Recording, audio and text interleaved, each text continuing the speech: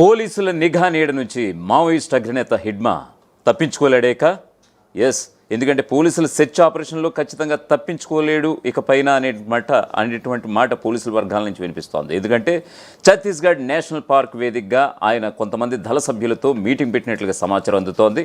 ఈ క్రమంలో ఇన్ఫార్మర్లు ఇచ్చినటువంటి సమాచారంతో అడవిల్లోకి అంటే ఛత్తీస్గఢ్ నేషనల్ పార్క్ అడవిల్లోకి చొచ్చుకెళ్ళినటువంటి మన భద్రతా బలగాలు ఖచ్చితంగా అక్కడ హిడ్మా అతని దళ సభ్యులను కూడా అతని జాడు గుర్తించినట్లుగా సమాచారం అందుతోంది.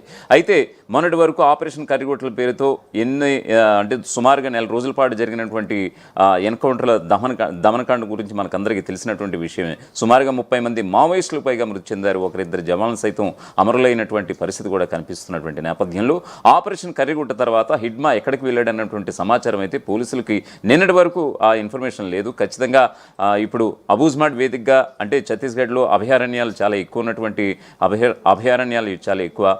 సో మహారాష్ట్రని ఆనుకున్నటువంటి ఇంద్రావతి నదికి ఆనుకున్నటువంటి సమీపంలో ఉన్నటువంటి నేషనల్ పార్క్ వేదికగా ఇప్పుడు హిడ్మా అక్కడే తలదాచుకున్నాడు. ఆపరేషన్ కరిగుట్టల ఆ ఘటనల తర్వాత ఖచ్చితంగా హిడ్మా తప్పించుకుని ఇప్పుడు ఆపరేషన్ కరిగుట్ట అనంతరం నేషనల్ పార్క్లో తలదాచుకున్నాడు అనేది ఇప్పుడు ప్రస్ఫుటంగా వినిపిస్తున్నటువంటి ఒక అంశంగా చెప్పుకోవచ్చు.